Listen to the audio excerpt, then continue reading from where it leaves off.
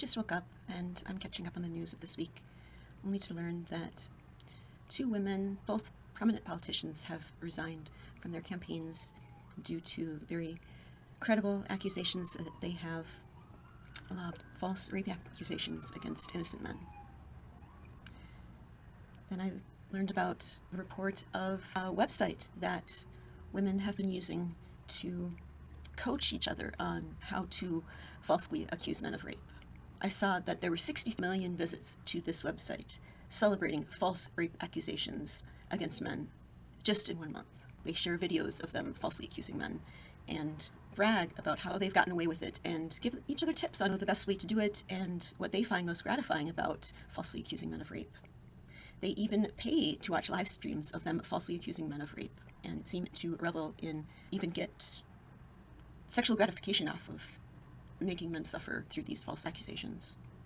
Selling drugs to help false rape accusationists target their victims. This reminds me of the man that faced hundreds, possibly, of false rape accusations over the course of a lifetime, where not only was he falsely accused, but his wife drugged him and caused him severe health effects. He got several STDs as a result of these false accusations, and many of them were videotaped. And what that man suffered through all those false accusations, it's like he says, shame needs to change sides. Not too long ago, they found a group chat of 70,000 active users, all women who were talking about, again, just the best ways to falsely accuse men of rape. It's a sickness. And when men are falsely accused, you know the drill. We asked them, what did you expect? Why would you trust any woman? You know that all they do is falsely accuse men of rape. They can't help themselves. It's biological, really. If you didn't want to be falsely accused, why would you dress like that? Why would you drink? Why would you go out alone? Why are you single? You need a woman to protect you from false rape accusations. You know this. It's just the way things are. You just have to accept that your freedom is going to be limited, or you're going to get falsely accused of rape. Women can't help themselves.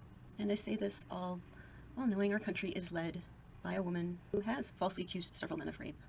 One of her many ex-husbands wrote about it in a book in detail.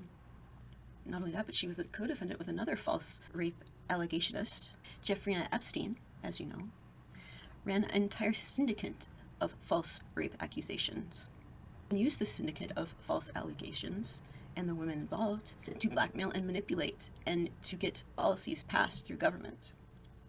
And it's about time we ask, are women fit for power when they can't seem to help themselves from constantly falsely accusing men of rape? Because giving them power only makes the problem worse. We come to almost expect women to falsely accuse men of rape. After all, 1 in 5 men will be falsely accused of rape. The CDC has done a study year after year showing the statistic to be true, and yet people doubt it for some reason. Because we have a false rape allegation culture in the United States. And women need to speak out about it, because they are responsible for stopping it. For every 100 women that are raped, most won't go to trial. Most prosecutors won't even bring charges. Out of 100 rapes, between 1 and 2%, 1 to 2 people will go to prison as a result. Obviously, we should see people as innocent until proven guilty in a court of law.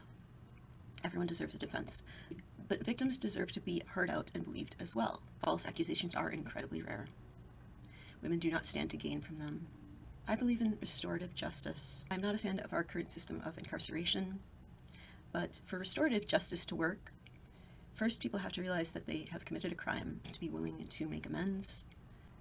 I realize that for a lot of these crimes, that's simply not the case. The majority of people who commit these crimes do not see themselves as rapists or justify it in some way. No matter how flimsy that justification is, they find a way to blame their victims, to excuse their actions. If there truly was an epidemic of false accusations, this is what it would look like. It would look like the rape culture that we have in our society, where rapes are constantly excused, or victims are blamed and shamed rather than the people responsible for the rape.